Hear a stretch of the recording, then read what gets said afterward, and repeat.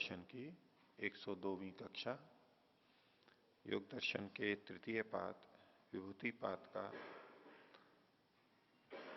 सिद्धियों का प्रसंग चल रहा था। 38वें सूत्र तक हमने पीछे देखा। 38वें सूत्र से ऐसी सिद्धियों का वर्णन प्रारंभ हुआ जो क्रिया से के साथ जुड़ी हुई हैं। इससे पहले की थी वो ज्ञान रूप में थी, साक्षात्कार के रूप में थी, या क्रिया के रूप में ये सिद्धियां बताई जा रही हैं। तो उसी क्रम में 39वें सूत्र में भी सिद्धि बताई गई। सूत्र है उदान जयात जलपंक कंटकादिषु असंग उत्क्रांतिश्च। उदान के जैसे 5 प्राण हैं, प्राण के 5 भेद या तो 10 भेद भी करते हैं। तो मुख्य जो 5 हैं तो उसमें उदान भी है एक। उस पर जब विजय प्राप्त हो जाती है, उदान जयात, तो जल पंक कंटक, जल यानी पानी, पंख यानी कीचड़, और कंटक यानी कांटे आदि कोई नुकीली चीजें, इनसे असंग हो जाता है, उनका संग नहीं रहता उसका। तो उदान होता है वो ऊपर की तरफ उठा देता है उसको। ऊपर उठा दिया तो अब पानी उसको छुएगा नहीं, असंग हो जाएगा वो पानी से, पानी के ऊपर ऊपर भी चला जाएगा। कीचड़ में फंसेगा नहीं, ऊपर उठ जाएगा, कीचड़ के ऊपर ऊपर चला जाएगा। और कांटे आदि जो नुकीली चीजें उससे भी ऊपर उठ जाएगा, ऊपर ऊपर चला जाएगा। जैसे कि वायुयान उड़ते हैं, ऊपर उड़ जाते हैं। जैसे आजकल कारें भी ऐसी आ रही हैं जो शुरुआत होगी अभी कर रहे हैं कि सड़क पे भी चल सकती है और उड़ करके भी चल सकती है। कुछ ऐसी रचना कर देते हैं उसमें, सड़क पे चलती है तब कार की तरह आ जाती है, वायुयान की है तो उसके खुल जाते हैं, थोड़ा उस तरह से आ जाती है। तो अब ये जो जैसे ऊपर उठना है, ये उदान है, ऊपर उठना। तो ऊपर उड़ जाते हैं तो वो स्पर्श उसका समाप्त हो जाता है। इसी तरह से जो बुलेट ट्रेन चलती हैं वो कई तरह से चलती हैं। उसमें एक तरीका ये है जिसमें कि गाड़ी और नीचे के भाग वो छूते नहीं है एक दूसरे से, ऊपर उठते हुए चलते हैं। वो चुंबक के आधार पे चलता है, मैग्नेट के आधार पे, वो इतना फोर्स रहता है, वो उसको छूती नहीं है। स्टेशन पे आके रुकती है तो मैग्नेट को कम कर दे तो फिर टिक जाती है वहां। लेकिन जब चलने लगती है तो जैसे चुंबक में प्रतिकर्षण होता है, समान ध्रुव होते हैं, तो दूर फेंकेगी ना, तो इतना होता है कि वो ऊपर रहती है लेकिन इधर उधर गिरती भी नहीं है, वो वहीं पर ही बंधी बंधी चलती है। और इतनी तेज गति से जाती है, इतनी 300, 400, 500 किलोमीटर प्रति घंटा, ऐसे कुछ तेज सुना जाता है। तो बुलेट ट्रेन कई तरह की होती है, कुछ छू करके भी चलती है, अलग अलग तरीके उसमें, लेकिन एक ये भी है चुंबक की तरह से। तो गाड़ी चलती है तो ऊपर उठ जाती है वो, अब उसका असंग होता है, नीचे के भाग से छूती नहीं है वो। तो ऐसे कुछ उदान के जैसे उस योगी का जल पंख कंटक आदि जो चीजें हैं उनसे असंग हो जाता है, अस्पर्श होता है, वो ऊपर रह करके चल देता है एक। और दूसरी सिद्धि यहां पर कही उत्क्रांति। उत्क्रांति, उत्क्रांति का मतलब एक शरीर को छोड़ के जब दूसरे शरीर में जाते हैं उस समय शरीर से ऊपर उठते हुए वो शरीर से बाहर निकलता है, उत्क्रांति को करता है। शरीर को जब छोड़ता है योगी तो वो उस विशेष रूप से जहां जाना है उस तरह से वो चला जाता है, उत्क्रांति। ठीक है, तो भाष्य देखिए, समस्त इंद्रिय वृत्ति ही प्राणादि लक्षणा जीवनम। प्राणादि लक्षणा समस्त इंद्रिय वृत्ति जीवनम। तो प्राण आदि के लक्षण वाली, प्राण अपान आदि के अपने अपने लक्षण हैं, अपने अपने कार्य हैं। समस्त इंद्रियों की वृत्ति, इंद्रिय वृत्ति शब्द आया है देखिए, योगश चित्त वृत्ति निरोध है, चित्त की वृत्ति, यहां पर इंद्रिय वृत्ति, इंद्रियों के व्यापार। तो अन्य शरीर में अन्य बहुत सी क्रियाएं होती हैं जिनको हम कर्मेंद्रिय सीधे सीधे नहीं कह सकते। जैसे श्वास ले रहे हैं, छोड़ रहे हैं, भोजन को निगल रहे हैं, कभी उल्टी करनी होती है इत्यादि। तो अब इनको कौन सी इंद्रिय से होने वाला कार्य कहेंगे? हृदय धड़क रहा है, रक्त संचरण हो रहा है, भोजन पच रहा है इत्यादि। तो यहां पंच प्राणों को लिया जाता है जिनसे शरीर की विभिन्न क्रियाएं प्रतिपादित होती हैं, उनके माध्यम से उनको बताया जाता है कि ये इस प्राण के द्वारा हो रहा है।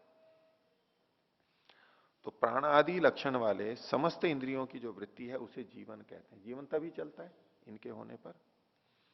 तस्य क्रिया पंचतई, उसकी यानी प्राण की 5 प्रकार की क्रियाएं होती हैं।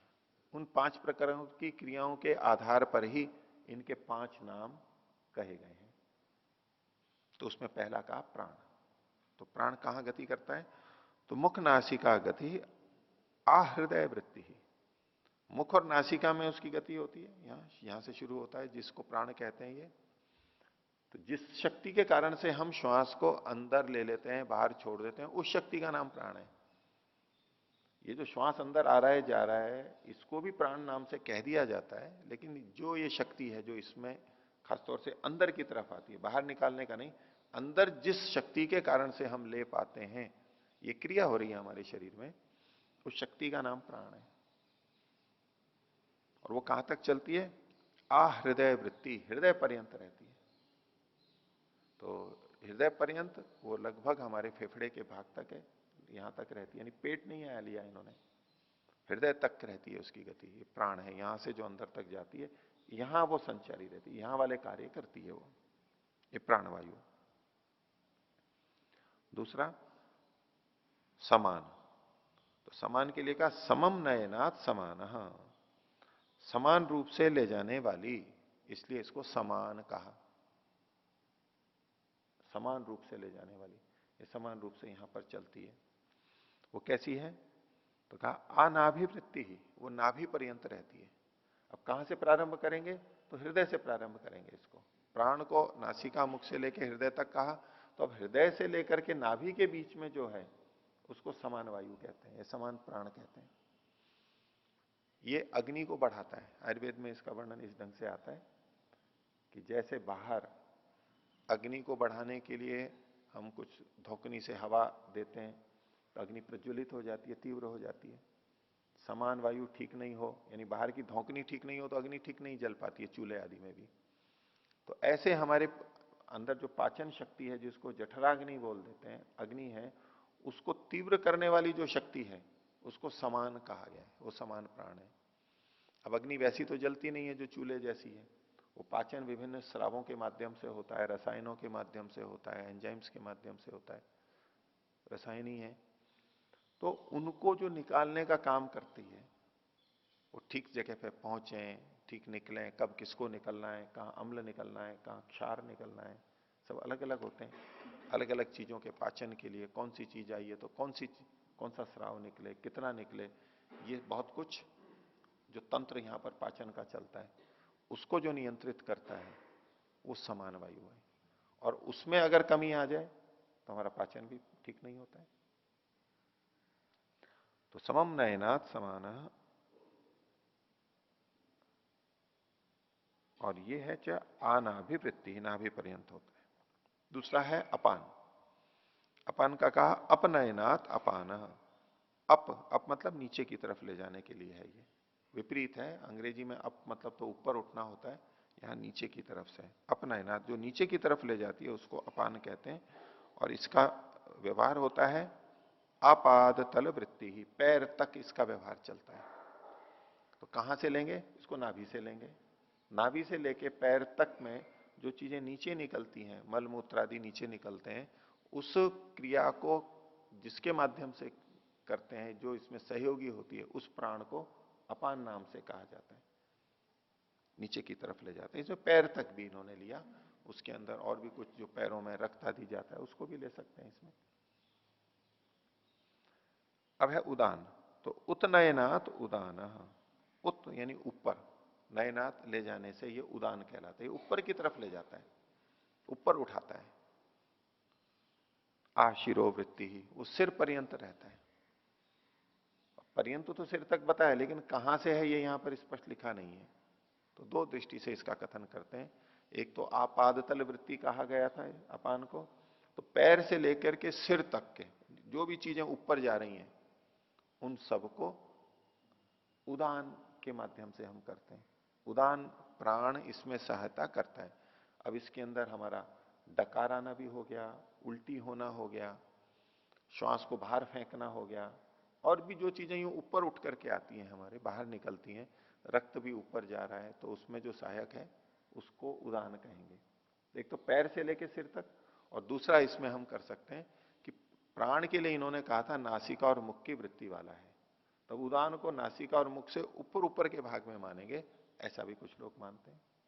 लेकिन इसके नीचे भी ऊपर की क्रियाएं होती हैं, जैसे डकार आदि हैं, ये तो यही होती हैं, वो नासिका और मुख से ऊपर नहीं, नीचे भी होती हैं, तो उसका भी ग्रहण कर लेना चाहिए। उत्नयनात् उदान आशिरो वृत्ति। और व्यापी व्याना इति, व्यान जो होता है वो व्यापक होता है, पूरे शरीर में संचरण करता है। तो जैसे कि रक्त पूरे शरीर में संचरण करता है, सब इधर उधर जाता रहता है सब जगहों पे, और भी बहुत सी चीजें इधर उधर पूरे शरीर में आती जाती रहती हैं, वो व्यान के माध्यम से होती हैं। जो शक्ति इसको भेजती है उसको व्यान कहते हैं। ये पांचों वायु के भेद माने गए आयुर्वेद में। वात पित्त कफ जो है, तो वात यानी वायु, उसके ही 5 भेद हैं। और वायु एक तरह से आयुर्वेद में सब क्रियाओं को करने वाला माना गया है। वायु तंत्र यंत्र धरा सर्वेन्द्रियाणाम उद्योजक, सर्व क्रियाणाम, सब क्रियाओं को करने वाला, सब क्रियाओं को प्रेरित करने वाला। तो उस ढंग से हम कह सकते हैं हमारा जो तंत्रिका तंत्र है पूरा, मस्तिष्क और प्रेरक तंत्रिका तंत्र है, जो शरीर के अंदर या बाहर जो सारी क्रियाएं हो रही हैं उनको करने को प्रेरित करने वाला जो तंत्र है, वो वायु के नाम से कहा जाता है। कोई वात रोग हो गए मतलब उस तंत्रिका तंत्र और उनसे संबंधित कोई रोग हो गया है। जितनी पीड़ा होती है वो भी वायु के कारण से मानी जाती है, वायु के कारण से। तो जब पीड़ा होती है तो तंत्रिका तंत्र भी तो वहां पर उत्तेजित होता है, उसी में तो संवेदना जाती है, तो ऐसे उसके साथ में सामंजस्य किया जाता है। तो ये जो सारी क्रियाएं हो रही हैं जिस तंत्र के माध्यम से हो रही हैं, उसके अलग अलग विभाग करके कर दिया कि ये प्राण अपान व्यान उदान समान, ये नाम दे दिए गए। तो व्यापी व्यान ये पूरे शरीर में रहता है। एशाम प्रधानम प्राण, इन पांचों में सबसे प्रधान है प्राण। ये तो इन्होंने भूमिका के रूप में इन 5 का वर्णन किया। अब सूत्र का जो भाग है उसको ले रहे हैं। उदान जयात, इस उदान वायु के जय से जल पंख कंठ का आदिशु असंग, इनमें असंग होता है, अछूता रह जाता है। और उत्क्रांति प्रयाण काले, मृत्यु के समय में इसमें उत्क्रांति होती है। प्रयाण उसको कहते हैं प्रकर्ष रूप से यान, गमन जो है मृत्यु वाला, उस समय प्रयाण काले।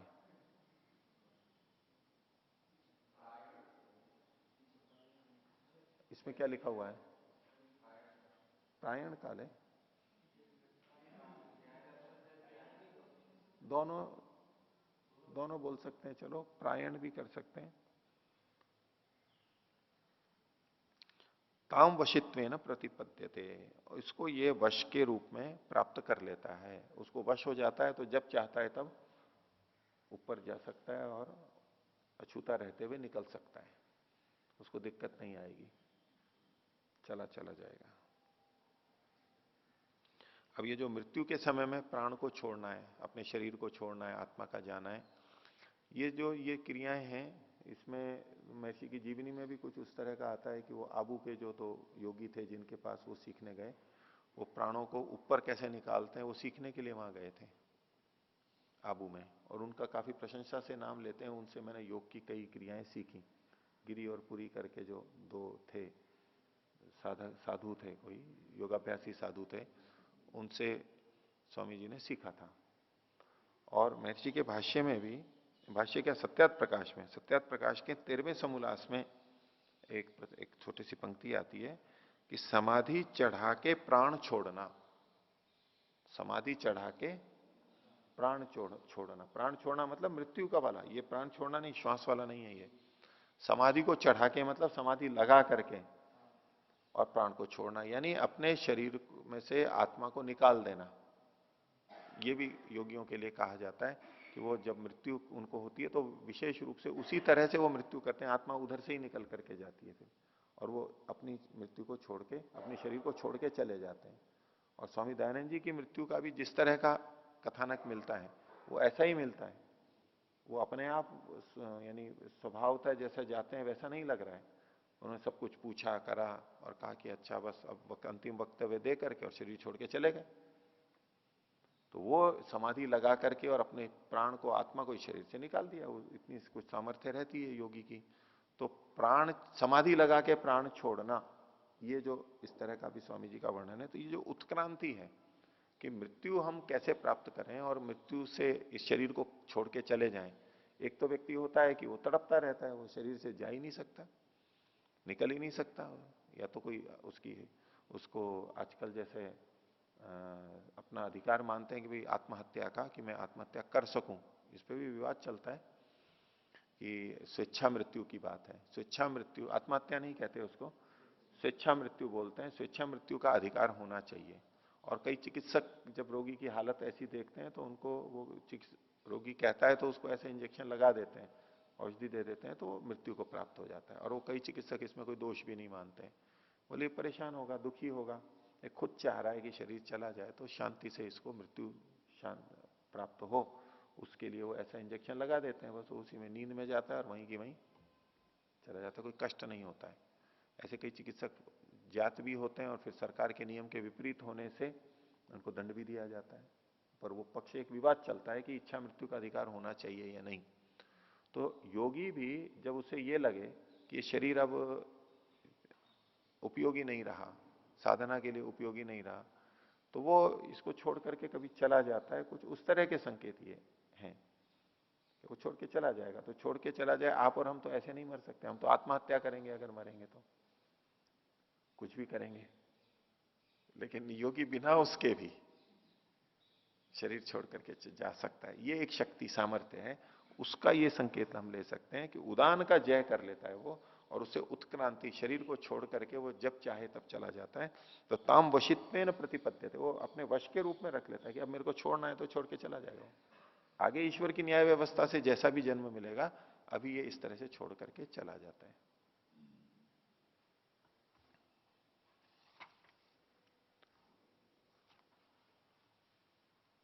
और ये जो सारी सिद्धियां हैं, वैसे सांख्य दर्शन में भी एक सूत्र आता है कि योग सिद्धयो भी औषधादि सिद्धिवत नापलपनीया। औषधि आदि से जो सिद्धियां होती हैं, उनकी तरह से योग की सिद्धियों का भी अपलाप या खंडन नहीं किया जा सकता, वो खंडन करने योग्य नहीं है, अर्थात वो भी होती हैं। ये सांख्य में एक सूत्र आता है।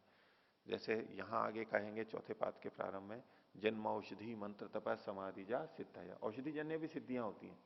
तो औषधि जन्य सिद्धियां तो दिखाई दे जाती हैं, प्रत्यक्ष दिखाई देती हैं, तो उस पर हमें संशय नहीं होता है। तो उसका उदाहरण देते हुए सांख्यकार ने कहा कि जैसे औषधि जन्य सिद्धियां का हम खंडन नहीं करते, अपलाप नहीं करते, ऐसे योग जन्य सिद्धियों का भी अपलाप नहीं करना चाहिए, खंडन नहीं करना चाहिए। ये बात है। तो अब हम सीधे सीधे इसको स्वीकार भले ही ना कर पाए, लेकिन यहां लिखा है, और क्या क्या हो सकता है क्या नहीं हो सकता है ये तो बहुत परोक्ष बातें हैं, पर फिर भी उत्क्रांति वाली बात और ये असंग वाली बात भी होती। तो ये उदान के बारे में एक कहा। अब पंच प्राणों में एक अगला और प्राण है, एक और प्राण को लेके ये कह रहे हैं समान प्राण। 40वां सूत्र, समान जयात ज्वलनम। समान प्राण के या समान वायु के जीत लेने पर ज्वलनम, ज्वलन, ये एक सिद्धि की प्राप्ति होती है। भाष्य देखिए, जित समान, जिसने समान को जीत लिया है ऐसा वो योगी, तेज से उपद्मानम कृत्वा, तेज को प्रदीप्त करके, ज्वलयति, जला देता है या प्रदीप्त हो जाता है। अब इसको कई तरह से लोग व्याख्या करते हैं। कुछ कहते हैं कि जैसे कोई व्यक्ति अपने को खुद को जला ले, ऐसे वो अपने को भस्म कर सकता है, जला सकता है स्वयं। जैसे कई बार बिजली बहुत भारी हो, तेज हो, तो शरीर एकदम से राख बन जाता है, एकदम जल जाता है, या तो बिजली गिर जाती है, उसके लिए भी कई जने कहते हैं। तो ऐसे वो चाहता है तो अपने शरीर को जला सकता है। और दूसरा इसका अर्थ किया जाता है कि वो अपने शरीर को तेजस्वी बना लेता है। चलायती मतलब तेजस्वी बना लेता है। समान अच्छा रहेगा, जीत लिया तो पाचन अच्छा होगा, पाचन अच्छा होगा तो शोषण अवशोषण अच्छा होगा, और पोषण अच्छा मिलेगा तो शरीर अच्छा लगेगा, वो तेजस्वी प्रदीप्त हो जाएगा। इस रूप में भी ज्वलन इसका अर्थ किया जाता है। तो यहां दो प्राणों का उल्लेख किया गया, एक उदान और एक समान। ठीक है, तो इसके आधार पर कोई ऐसा तर्क करने लगे कि 5 प्राणों को नहीं मानते थे। वैसे तो व्यास भाष्य में कह दिया है, लेकिन सूत्रकार की दृष्टि से कोई करने लगे, यहां तो 2 ही प्राणों का लिखा है इन्होंने, 5 का थोड़ा लिखा है, इसलिए ये प्रामाणिक नहीं है, 2 का ही कथन किया गया है। जैसे कि कई जन ऐसे भी कर देते हैं कि भाई इसमें 8 चक्रों का वर्णन नहीं है, नहीं है 8 चक्रों का, वही नाभि चक्र तो लिखा हुआ है, कंठकूप तो लिखा हुआ है, और कूर्मनाड़ी तो लिखा हुआ है, मूर्ध ज्योतिषी तो लिखा हुआ है, और हृदय चित्त संवित हृदय तो लिखा हुआ है। इनमें से कुछ तो जो के तो उन्हीं केंद्रों वाले गिन करके आ जाते हैं, तो या तो बिल्कुल ही नहीं होता, और उन्होंने मान लो सबका वर्णन नहीं किया, कुछ का किया, तो उससे इतने मात्र से ये सिद्ध नहीं हो जाता कि भाई यहां पर कुछ भी नहीं, कुछ तो संकेत मिल ही रहा है हमें, जैसे प्राणों का कुछ संकेत मिला। अब ये प्रश्न उठा सकते हैं कि भाई अन्य प्राणों के जय होने पर क्या होगा, या तो 2 ही प्राणों का लिखा है उन्होंने, भाई जो लिखा है जो लिखा है, अन्यों से भी कुछ होता होगा, उन्होंने तो यहां नहीं लिखा, लेकिन परिकल्पना हम कर सकते हैं कि उसमें भी कुछ होता होगा, लेकिन उन्होंने 2 प्राणों का ही लिखा है। और ये भी संभावना है कि 2 ही प्राणों के जय करने पर ये चीजें आती हो, बाकी प्राणों से संबंधित ना हो, इसमें तो हम कुछ निश्चय पूर्वक कह नहीं सकते, इन्होंने 2 का ही लिखा है। आगे देखिए और सिद्धि में 41वां सूत्र है, श्रोत्राकाशयो संबंध संयमा दिव्यम श्रोत्रम। दिव्य श्रोत्र की बात आई है, पीछे भी आई थी दिव्य शब्द श्रवण, श्रावण जो है वो भी है, तो यहां पर दिव्य श्रोत्र की बात आ रही है। कब होगा? श्रोत्राकाशयो संबंध संयमात, श्रोत्र यानी कान, श्रोत्र इंद्रिय और आकाश, इनके संबंध में संयम करने से, इनका अपना विशेष संबंध है श्रोत्र और आकाश का। एक आकाश के बिना श्रोत्र नहीं रह सकता, शब्द नहीं रह सकता, अभी भाष्य में बताएंगे। इनके बीच में जो संबंध है, उस संबंध पे संयम करने से दिव्य श्रोत्र की उपलब्धि हो जाती है। दिव्य श्रोत्र का मतलब होगा कि जो सामान्यतः हमें सुनाई देता है उससे भी अधिक वो सुन सके, यानी सूक्ष्म शब्द को भी सुन ले, व्यवहित शब्दों को भी सुन ले, विप्रकृष्ट शब्दों को भी सुन ले, दूर के शब्दों को भी सुन ले इत्यादि। अथवा हम एक समय में एक को ही सुन पाते हैं, सामान्य रूप से एक व्यक्ति बोल रहा है तो हम एक ही सुन पाते हैं। कोई कोई है कि भाई दोनों बोलते हैं, तो बोले ठीक है दोनों जने बोलो। कई बार अष्टाध्यायी सुनते हैं अध्यापक लोग, बोले ठीक है सुनाओ, तो एक वो भी सुना रहा है, वो भी सुना रहा है, दोनों अलग अलग जगह अपनी सुना रहे हैं, और अध्यापक एक ही सुन रहा है उनको। तो कई बार समय कम होता है, या उसके लिए कभी इसका सुन लिया कभी उसका सुन लिया कि हाँ ये भी ठीक बोल रहा है, उसका ये भी करके चला लेते हैं काम। फिर दशावधानी शतावधानी का भी एक प्रसंग आता रहता है कि एक साथ 10 व्यक्ति जो बोलते हैं वो 10 के 10 को सुन लेता है। कोई शतावधानी मतलब 100 जने एक साथ बोल रहे हो, उनको भी सुन लेता है, बता देगा किसने क्या क्या कहा है। और ये एक बहुत विशेष बात हो गई, 2 को सुनना भी मुश्किल होता है और 10 भी बहुत हो जाते हैं। 10 जने बोले और सबके लिए बता दे इसने ये कहा, इसने ये कहा, इसने कहा, एक ही समय में। तो अगर ऐसा हो सकता है तो ये एक तरह से दिव्य श्रोत्र हुआ, दिव्यम श्रोत्रम। तो सूक्ष्म व्यवहित विप्रकृष्ट का ज्ञान अथवा एक साथ अनेकों का ज्ञान होना, इस तरह सामान्य से अतिरिक्त क्षमता का आ जाना, ये दिव्य श्रोत्र हो गया। ऐसा कुछ होना चाहिए। तो श्रोत्र और आकाश के संबंध में संयम करने से दिव्य श्रोत्र की प्राप्ति होती है। भाष्य देखिए, सर्व श्रोत्राणाम आकाशम प्रतिष्ठा, सर्व शब्दानाम च, जितने भी कान हैं उनकी प्रतिष्ठा यानी उनका आश्रय क्या है? आकाश। और जितने भी शब्द हैं उनका आश्रय कौन है? आकाश। क्योंकि आकाश शब्द गुण वाला, शब्द गुण उसका है, शब्द का वो आश्रय होता है, तो सबका आश्रय है, और सब श्रोत्रों का भी, क्योंकि जो सुनाई देता है हमें उसमें भी अवकाश चाहिए, आकाश से ही ये बनेगा, आकाश नहीं होगा तो नहीं बन पाता है, ये मान करके। यथोक्तम, जैसा कि कहा है, पंचिकाचार्य का वचन माना जाता है, तुल्य देश श्रवणानाम एक देश श्रुतित्व सर्वेशम भवती थी, कि एक ही देश में सुनने वालों का, तुल्य देश श्रवणानाम, तुल्य देश समान देश के अंदर जो श्रवण है, श्रोत्र है उनका, एक देश श्रुतित्व, एक ही जैसा समान उनका श्रवण होता है। एक स्थान पर कई जने होते हैं, एक जना बोलता है वो सबको सुनाई दे जाता है वहां पर, तच्चैतत आकाशस्य लिंगम, ये आकाश का चिन्ह है। इससे हमें पता लगता है कि यहां पर आकाश है। शब्द सुनाई दे रहा है, इसका मतलब यहां आकाश है। अनावरणम च उक्तम, और आकाश कैसा है? आवरण से रहित है, उसको कोई आवृत नहीं कर सकता। वो खुद किसी को आवृत नहीं करता है, आवरण नहीं देता, और उसको कोई आवृत नहीं कर सकता है। इन दोनों ढंगों से इसको लेते हैं। अनावरणम च उक्तम तथा अमूर्तस्य अनावरण दर्शनात् विभुत्वम अपि, और ये आकाश अमूर्त होता है और उसका आवरण नहीं देखा जाता, उसकी कोई सीमा नहीं देखी जाती, इसलिए विभुत्वम अपि, उसका विभुत्व भी स्वीकार किया जाता है, यानी सर्वव्यापक माना जाता है। ये ईश्वर की तुलना में नहीं होगा, लेकिन वैसे विभु व्यापक माना जाएगा। तो विभुत्वम अपि प्रख्यातम आकाशस्य, आकाश का विभुत्व भी प्रसिद्ध है। आगे, शब्द ग्रहणानुमितम श्रोत्रम, श्रोत्र का पता कैसे लगता है? शब्द के ग्रहण से जो अनुमित होता है, जाना जाता है, उसे श्रोत्र कहते हैं। कि यहां श्रोत्र, इसको श्रोत्र है या नहीं है, इसका कान ठीक काम कर रहा है या नहीं कर रहा है, तो वो कैसे पता लगता है हमारे को? कि हमने जो शब्द बोला उसको अगर पता देख लेता है, जान लेता है, बता देता है, तो हमें अनुमान हो जाता है कि इसका कान ठीक काम कर रहा है। तो शब्द के ग्रहण से श्रोत्र का अनुमान हो जाता है। कैसे? उसको और बोल रहे हैं, बधिरा बधिरयो एक शब्दम गृहणाति अपरो न गृहणाति इति। बहरे और न बहरे में से बहरा है वो तो शब्द को ग्रहण नहीं करता है, और अबधिर है जो, वो शब्द को ग्रहण कर लेता है। इससे पता लगता है कि श्रोत्र के द्वारा शब्द का ग्रहण होता है। तस्मात् श्रोत्रम एव शब्द विषयम, श्रोत्र ही एक इंद्रिय है जो शब्द विषय वाली है, शब्द का विषय उसी का ही है।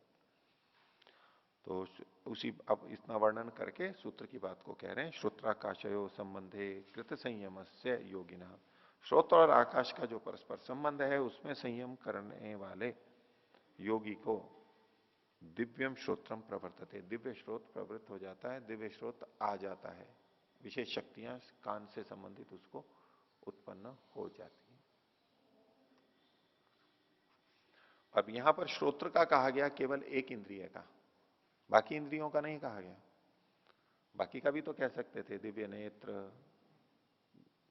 दिव्य गंध, दिव्य नासिका, दिव्य रसना, दिव्य त्वचा। तो टीकाकार कहते हैं कि इसको भी समझ लेना चाहिए, इसको भी मान लेना चाहिए। तो वायु और त्वचा, त्वचा को, त्वचा में वायु का स्थान विशेष आयुर्वेद में भी माना गया है, इसलिए वात शामक तेल का प्रयोग त्वचा में किया जाता है, मालिश तेल से करते हैं। तो त्वचा और स्पर्श, इनके संबंध में संयम करने से, नहीं, त्वचा और वायु, त्वचा और वायु इनके संबंध में संयम करने से दिव्य श्रोत्र हो जाएगा, दिव्य स्पर्श हो जाएगा, दिव्य त्वक हो जाएगी। इसी तरह से बाकी चीजों में भी लगा लेंगे कि तेज जो है वो नेत्र से संबंधित माना जाता है, उसको तेजस मानते हैं नेत्र को। तो अग्नि और नेत्र, इनके संबंध में संयम करने से दिव्य नेत्र की प्राप्ति हो जाएगी। सूर्य में नहीं, अग्नि, अग्नि भी सूर्य का प्रतीक ही है, उसी का ही रूप है, एक तरह से छोटा सा रूप है उसका। रसना का, तो जिह्वा और जल, इनके संबंध में संयम करने से दिव्य रसना प्राप्ति हो जाती है। और ऐसे ही गंध का है, पृथ्वी और नासिका यानी घ्राणेन्द्रिय, इनके संबंध में संयम करने से दिव्य घ्राणेन्द्रिय की प्राप्ति हो जाती है। इस तरह से भी इसको समझ सकते हैं। यहां तो एक ही का लिखा है। आगे 42वां सूत्र, कायाकाशयो संबंध संयमात लघुतूल समापत्तेश्च आकाश गमनम, सिद्धि है आकाश गमन की, आकाश में उड़ करके चले जाना। पीछे जो उदान जैसे कहा था वो उत्क्रांति केवल कही गई थी, थोड़ा सा ऊपर उठा था। अब एक तरह से कह सकते हैं उसको आकाश गमन भी कि ऊपर उठ गया, लेकिन ऐसे नहीं।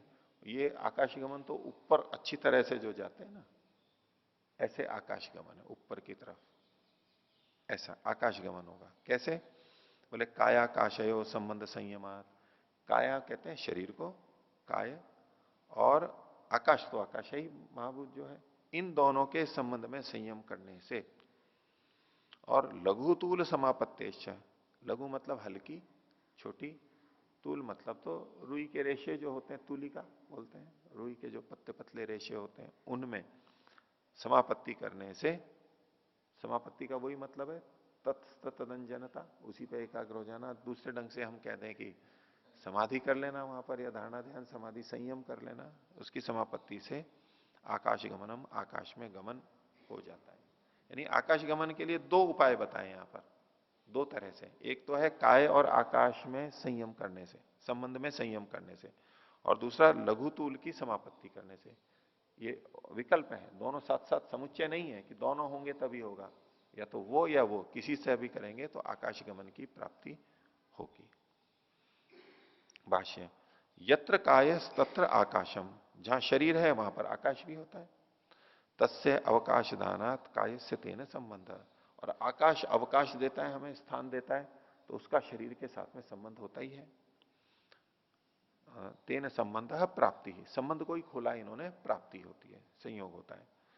अल्प विराम, तत्र कृत संयम, जो जिसने वहां पर संयम किया है, कर लिया है ऐसा, और जित्वा तत्संबंधम, उस संबंध को उसने जीत भी लिया है, उसका लघुषु तुलादिशु अपरमाणुभ्य समापत्तिम लब्ध्वा, वो लघु में छोटी छोटी चीजों में, वो कौन सी हैं, तो उदाहरण दे रहे हैं, तुलादिशु, रुई के जो छोटे छोटे रेशे होते हैं वहां से लेकर के अपरमाणुभ्य, परमाणु पर्यंत, परमाणु छोटे छोटे होते हैं उन तक, समापत्तिम लब्ध्वा, समापत्ति को प्राप्त करके, जित संबंधो लघुर भवती, उनके संबंध को जान करके, जिसके संबंध को जीत लेने के बाद में वो लघु हो जाता है, हल्का हो जाता है। और हल्की चीज तो आकाश में उड़ी जाती है।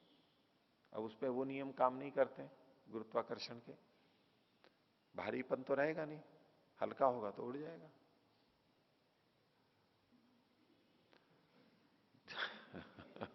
ऐसे इसमें आयुर्वेद में भी सिद्धि आती है आकाशी गमन वाली, गुटिकाएं बनाई जाती हैं, पारे की, पारत की सिद्धियां हैं, पारे की सिद्धियों में से, तो वो उसको जो बना लेता है, खेचरी कहते हैं उसको, खे माने आकाश में चरण करने वाली, तो उसको वो गुटिका हाथ में पकड़ ली या मुंह में रख ली, तो वो उड़ता हुआ चला जाता है, आकाशी गमन की सिद्धि को प्राप्त कर लेता है। आचार्य निरंजन जी जो अभी अनुसंधान कर रहे थे, अभी भी वृंदावन गुरुकुल में थोड़ा थोड़ा कर रहे हैं, फरीदाबाद में रह रहे हैं अभी, तो यहाँ तिलोरा के अंदर जो करते थे, वो इसी पारे के ऊपर काम कर रहे थे सारा, पारे के 16 संस्कार, और शास्त्रों में उसको आकाशी गमन की सिद्धि लिखी हुई थी। तो उन्होंने अमेरिका से वायुयान में एरोनॉटिक्स के अंदर पीएचडी की हुई थी, वैसे आईआईटी से किए हुए थे वो, और फिर वहां अमेरिका में उन्होंने एरोनॉटिक्स में पीएचडी कर रखी थी, यानी वायुयान वाला ही उनका विषय था, आधुनिक। और फिर छोड़ करके आए, सारा व्याकरण पढ़ा, दर्शन पढ़े, बनारस में भी रहे, ऐसे तिलोरा में रह के शतपथ ब्राह्मण भी पढ़ा और आयुर्वेद भी पढ़ा, ये सब कई साल लगाए उन्होंने। फिर उनका वही विषय था, वहां का था वायुयान का, और इधर पारे का भी था। उन्होंने कहा कि पारे के द्वारा मैं इस सिद्धि को करूंगा। वर्षों यहाँ पर लगे हुए हैं, यहाँ भी काम करते रहे, अभी वहां लगे हुए हैं, कोशिश कर रहे हैं ऐसा कि भाई कुछ हो जाए, शास्त्रों में तो लिखा हुआ है। तो वो इसी बार बार वही बोलते थे वो, कि पारे से कुछ ऐसा होगा कि वो गुरुत्वाकर्षण का जो बल है उसको वो बराबर कर देगा, यानी विपरीत भी जा सकता है, बराबर कर देगा, क्योंकि गुरुत्वाकर्षण के कारण ही तो हम नहीं उड़ पाते हैं। वायुयान क्यों नहीं उड़ पाता है? तो जब कुछ ऐसी प्रक्रिया करते हैं हवा आदि के द्वारा, बल के द्वारा, तो उसका प्रतिरोध करना पड़ता है। और ये जो जितने रॉकेट छोड़े जाते हैं उपग्रह के लिए, वो भी तो ऐसे ही, अग्नि जलती है, इतना छोड़ते हैं तो वो पीछे उधर छोड़ते हैं तो वो आगे निकलता हुआ चला जाता है। सारा क्रिया प्रतिक्रिया के ऊपर निर्भर करता है, बल के ऊपर। तो गुरुत्वाकर्षण को से अधिक बल जब लगता है तो इससे छोड़ करके वो पृथ्वी को छोड़ के पृथ्वी की सीमा से बाहर चले जाते हैं। उसकी अपना पूरा विज्ञान है, सिद्धांत है। तो पारे के द्वारा कुछ ऐसा हो जाए कि गुरुत्वाकर्षण काम ना करे, तो है तो नियम ही, नियम के अनुरूप ही कुछ उसका काट या उसका कोई प्रतिबल लग रहा है, जिसके कारण से ये सारी चीजें हो सकती हैं। तो उसी आशा से लगे हुए हैं। ये सिद्धियों के अंदर भी उसी तरह की बात आती है। तो आकाश में ये हल्का हो जाता है। तो कई जने पतले दुबले होते हैं ना, तो बोले एक फूंक मारूंगा कि उड़ जाएगा। जैसे कि बाल को उड़ा दो फूंक मार के, तो ऐसे बोले कि मेरे सामने तो तू ऐसा है जैसे कि फूंक मार दो और उड़ जाएगा तू, अभी तेरे लिए तो मेरी फूंक ही काफी है, ऐसा। तो ये लघु हो जाता है, लघु हो जाता है तो आकाश में चला जाता है।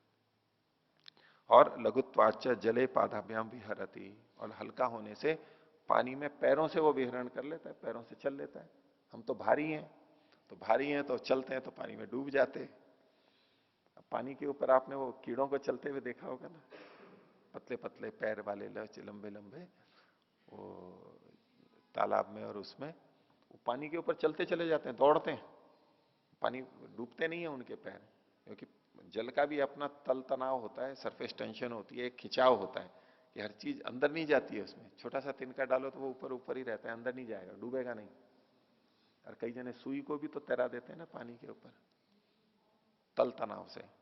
ऊपर का गीला नहीं करते, ऊपर ऐसा रख देते हैं उसको धीरे से, बिल्कुल सीधा सा, कि वो सुई पानी के ऊपर यूं रहती है। ये सारा इसी बल के और इस सब के आधार पर इतने बड़े बड़े जहाज भी तो पानी में चलते हैं, हम डूब जाते हैं। जहाज इतना भारी, जिसमें इतने कंटेनर, इतने ट्रक और टैंक और हवाई जहाज और सारे के सारे कितने कितने चलते हैं, वो चलता रहता है। तो विशेष विज्ञान है।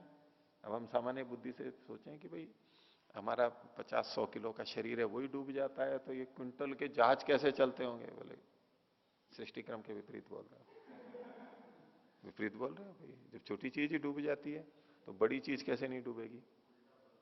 तो लेकिन वहां कुछ नियम काम करने लगते हैं, अलग काम करने लगते हैं।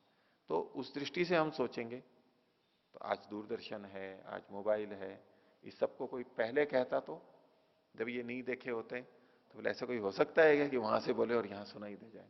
असंभव है ये। आज संभव है, हम भले ही उसको पूरा समझ पाते हो नहीं समझ पाते हो कि कैसे कर रहा है, लेकिन हो रहा है।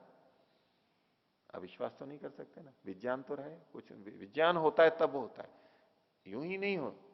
जो ये भी सृष्टि क्रम के अनुकूल ही तो हो रहा है। अब जो मोबाइल में चल रहा है सारा, ये सृष्टि क्रम के विपरीत थोड़ा है। लेकिन हम पहले सृष्टि क्रम को नहीं जानते हैं तो हम प्रयोग नहीं कर सकते, और हम वो हमें गलत लगता है। तो सृष्टि क्रम क्या क्या है, हम कोई ये दावा करता हो कि मैंने सृष्टि क्रम सारा जान लिया है, वो तो कह सकता है। लेकिन अभी हमारा हमारा ज्ञान ही कितना सा है, हमने सृष्टि क्रम को जाना ही कितना है। जितना हमने जाना है उसके आधार पे हम बोल रहे हैं ठीक है भाई, हमारे को अभी समझ में नहीं आ रहा है, हमारे ज्ञान के अनुसार तो ये नहीं पता है। लेकिन सृष्टि इतनी व्यापक है, सृष्टि के नियम इतने विचित्र विचित्र हैं, अभी वो आंख बंद करके भी तो पढ़ लेते हैं।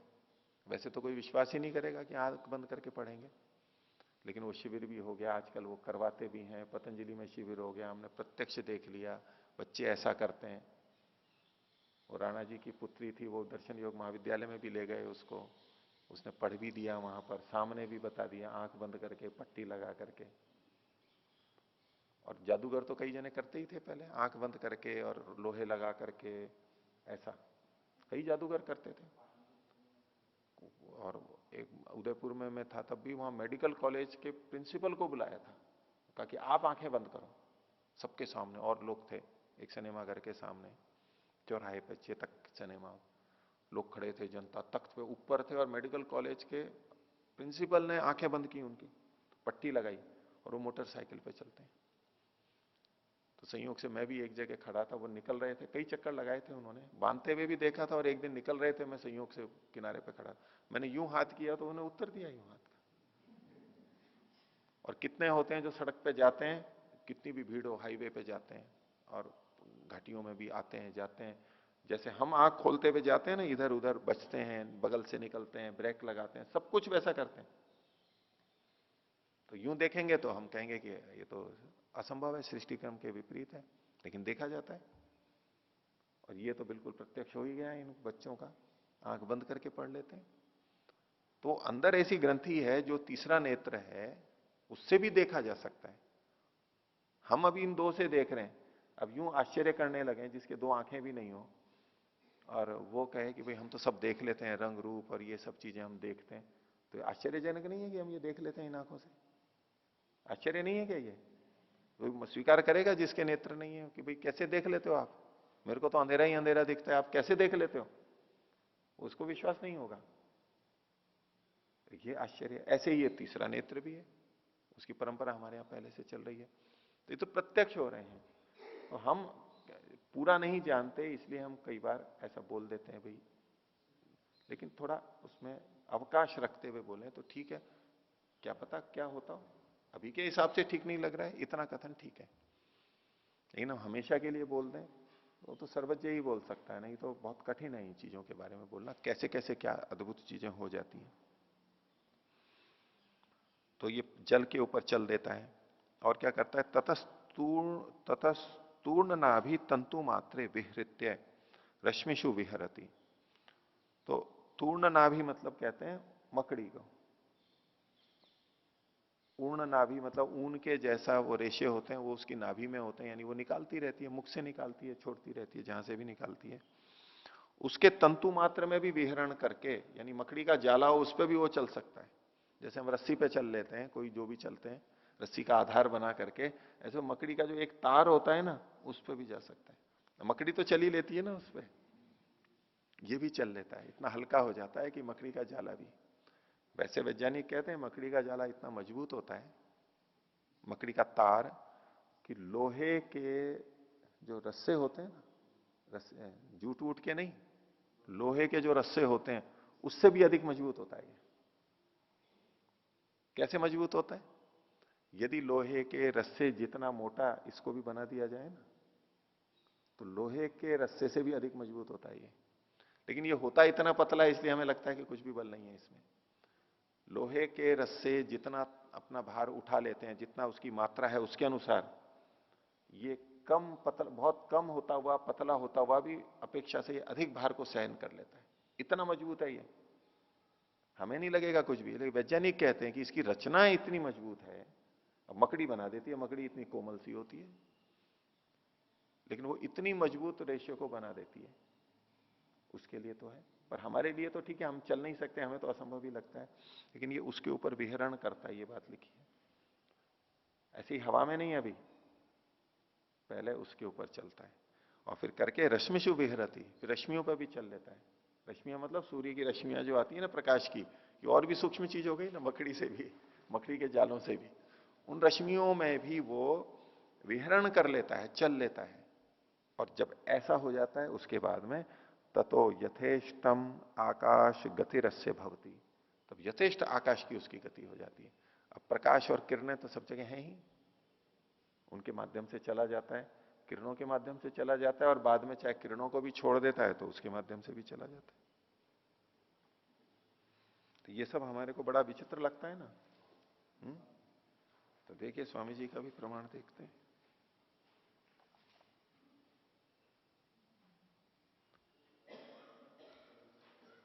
यजुर्वेद के 35वें अध्याय का दूसरा और तीसरा मंत्र।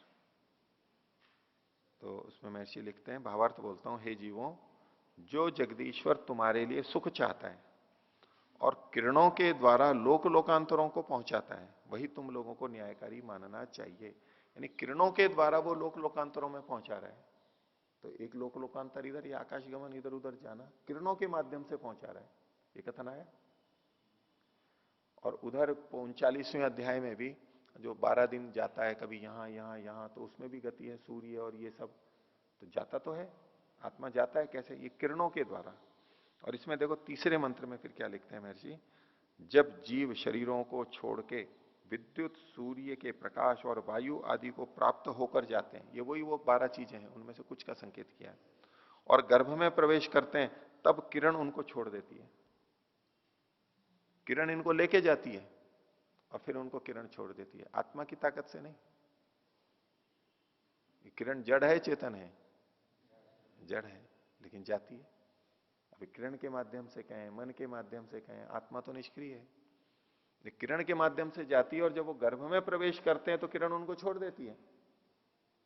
इन भाष्य को कैसे झुटलाएंगे हम। तो गमन ऐसे, कोई आत्मा जा रही है, आत्मा के साथ सूक्ष्म शरीर भी है उसका, और उसमें किरण कुछ सहायता कर रही है। अब ये क्या विज्ञान है, यह हमें पता नहीं है, लेकिन संकेत तो मिल रहे हैं। तो ऐसे ही यहां पर कहा, विहृत्य रश्मिषु तंतु मात्रे विहृत्य रश्मिषु विहरती।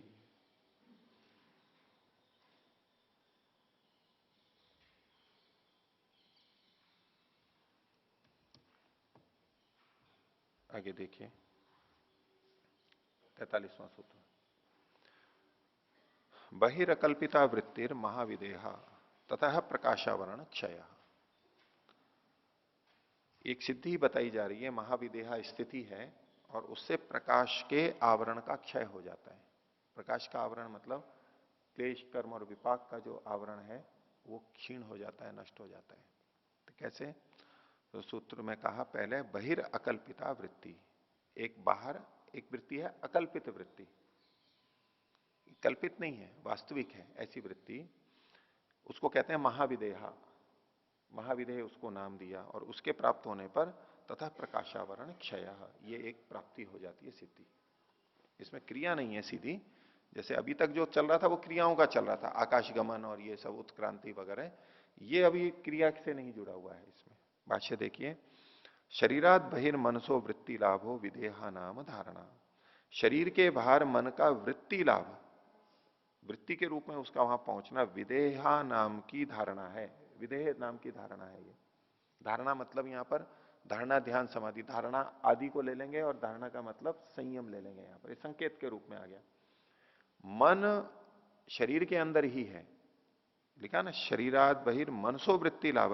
शरीर तो अंदर, मन तो शरीर में ही है, लेकिन जैसे हम विचार के रूप में किसी जगह मन को लगा देते हैं वृत्ति के रूप में, वो है कल्पित। ये दूसरी, सा यदि शरीर प्रतिष्ठित शरीर प्रतिष्ठस्य मनसो बहिर्वृत्ति मात्रेण भवती सा कल्पिता इति उच्यते।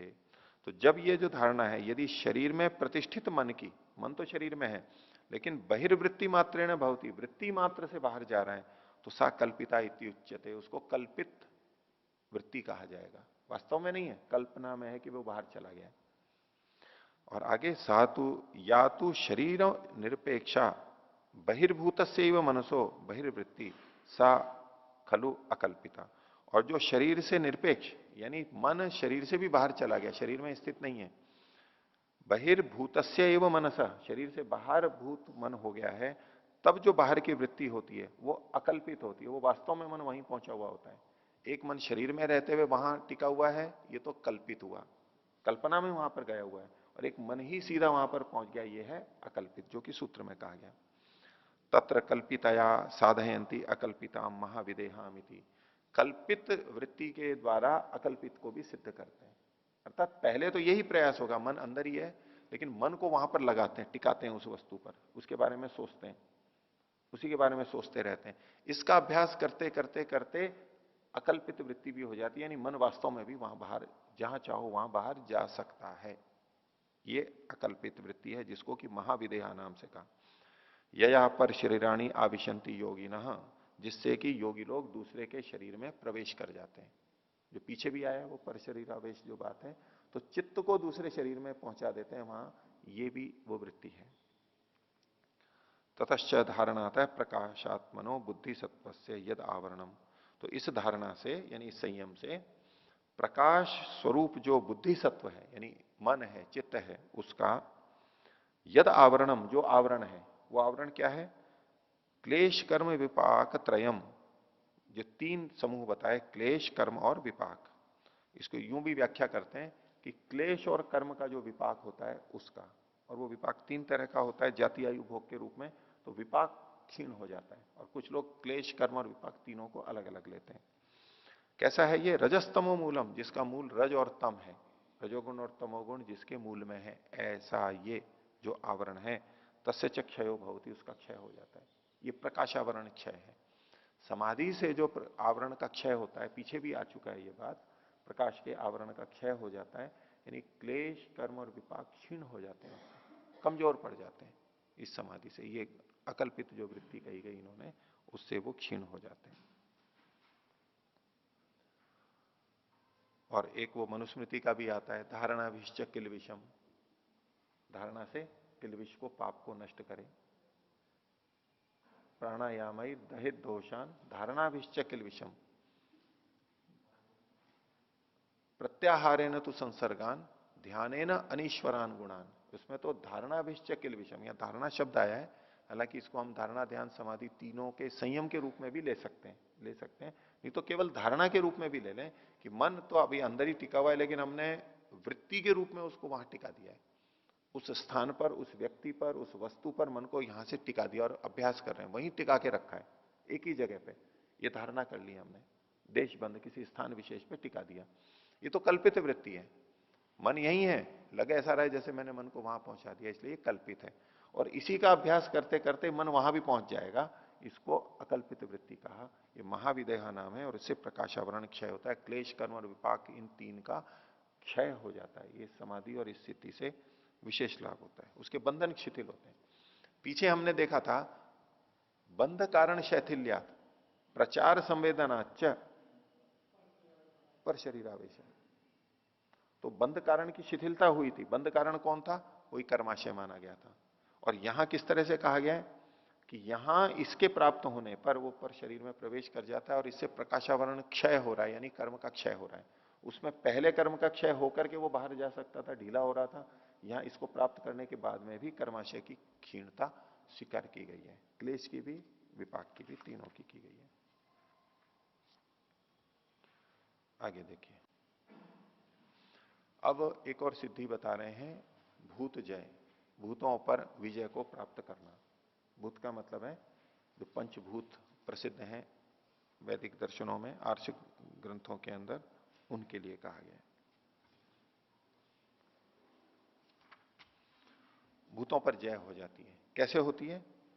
तो सूत्र कहा, स्थूल स्वरूप सूक्ष्म अन्वय अर्थवत्व संयमात भूत जय। संयम से भूत जय होगा। संयम 5 जगह पे करने को कहा इन्होंने। पहला है स्थूल, दूसरा है स्वरूप, तीसरा है सूक्ष्म, चौथा है अन्वय, और 5वां है अर्थवत्व। इन 5 पर संयम करने से, एक एक करके, ये पांचों की व्याख्या आगे भाष्य में बताएंगे, ये क्या क्या चीजें कहना चाह रहे हैं। इनमें संयम करने से भूत जय, भूतों पर विजय की प्राप्ति होती है, भूतों को वो अपने वश में कर लेता है। भूत उसकी इच्छा के अनुरूप चलते हैं, फिर वो जैसी इच्छा करता है ये पंचमहाभूत उसकी तरह से काम करने लग जाते हैं, ऐसा इसमें उल्लेख किया गया। तो स्थूल को पहले बता रहे हैं ये। तो तत्र पार्थिवाद्या शब्दादयो विशेषा सह आकारादिभिर धर्मई स्थूल शब्देन परिभाषिता। पार्थिव आदि जो पदार्थ हैं वो स्थूल शब्द से कहे गए हैं। कैसे? शब्दादयो विशेषा, जिनके शब्द आदि विशेष होते हैं, विशेष गुण वाले होते हैं, और आकार आदि धर्मों से युक्त हैं, जो आकार प्रकार इत्यादि जो इनके होते हैं अपने, जो भूतों का जो स्थूल रूप है उसको यहां पर स्थूल शब्द से कहा गया है। एतद भूतानाम प्रथमम रूपम, भूतों का ये प्रथम रूप है, सबसे पहला जहां पर ये संयम करेगा। द्वितीयम रूपम स्वसामान्यम मूर्तिर्भूमि स्नेहो जलम वन्नी उष्णता वायु प्रणामी सर्वगतो सर्वगतिराकाश इत्येतत् स्वरूप शब्देन उच्यते। सूत्र में जो दूसरा कहा गया था स्वरूप, उसको बता रहे हैं। द्वितीयम रूपम स्वसामान्यम, अपना अपना जो इनका सामान्य है क्या, तो एक एक महाभूत का अलग अलग बताया। मूर्तिर भूमि, भूमि के लिए मूर्ति, मूर्ति मतलब स्थूल रूप। स्नेहो जलम, जल का स्नेह यानी चिकनापन, गीलापन। वन्य उष्णता, अग्नि का है गर्मी, ताप। वायु प्रणामी, वायु का मतलब प्रणामी मतलब बहना, बहनापन, वायु बहती रहती है। और सर्वतो गतिर आकाश, सर्वत्र प्राप्त जो आकाश है, सब जगह विद्यमान जो आकाश है। इत्येतत् स्वरूप शब्द न उच्यते, ये स्वरूप शब्द से कहे गए। तो स्थूल इनका रूप हो गया स्थूल, और ये स्वरूप हो गया इनका। आगे, अस्य सामान्य से शब्दादयो विशेषा, इसके इस सामान्य के शब्द आदि विशेष हैं। इन भूतों के जो कुछ सामान्य जो है ये, इनमें शब्द आदि जो शब्द स्पर्श सुप्रसगंध है, ये इनके विशेष कहलाते हैं। तथा चौक्तम, जैसा कि कहा है, एक जाति समन्विता नाम एशाम धर्म मात्र व्यावृत्ति रीति। एक जाति समन्वितों में इनके, एक जाति का मतलब है यहां पर भूतत्व जाति, ये सारे के सारे भूत हैं, यानी भूत हैं, इस रूप में ये एक जाति वाले हैं। तो एक जाति में समन्वित इन भूतों की धर्म मात्र व्यावृत्ति रीति, धर्म मात्र से ही इनकी व्यावृत्ति होती है, भिन्नता होती है, धर्मों से ही इनका भेद पता लगता है। आगे, सामान्य विशेष समुदायो अत्र द्रव्यम, द्रव्य किसे कहते हैं? जो सामान्य और विशेष धर्मों का समुदाय होता है, सामान्य धर्म भी हो और विशेष धर्म भी हो, उसको द्रव्य कहते हैं। यानी किसी भी द्रव्य में ये दोनों चीजें मिलेंगी, सामान्य धर्म भी मिलेंगे और विशेष धर्म भी मिलेंगे। दुष्टो ही समूह, ये जो समुदाय इन्होंने कहा सामान्य विशेष का समुदाय, तो ये जो समूह होता है ये दो प्रकार का होता है। दुष्टो ही समूह प्रत्यस्तमित भेदावयव अनुगत शरीरम वृक्षो यूथम वनम इति। प्रत्यस्तमित भेदावयव अनुगत, प्रत्यस्त कहते हैं छुपा हुआ, जैसे सूर्य अस्त हो जाता है दिखाई नहीं देता है, तो प्रत्यस्तमित छुपे हुए भेदों के अवयव वाला, अवयव तो है उसमें, उनकी भिन्नता भी है, लेकिन वो भेद छुपे हुए रहते हैं जिसमें, उसके अनुगत जो होता है, जैसे कि शरीर। अब शरीर कोशिकाओं से बना है, वैसे तो हम पता लगाते हैं, लेकिन स्थूल रूप से हम जब देखते हैं तो क्या कोशिकाओं का भेद थोड़ा ना हमें पता लगता है, हमें तो पूरा एक इकाई रूप में दिखाई देता है। इसी तरह से वृक्ष है, और इसी तरह से झुंड मतलब यूथ मतलब कोई झुंड है, वनम इति। दो तरह से इसका क्या है, एक तो शरीर और वृक्ष ये एक अलग तरह से हुआ, और यूथ मतलब कोई झुंड है, और वनम मतलब तो जंगल है।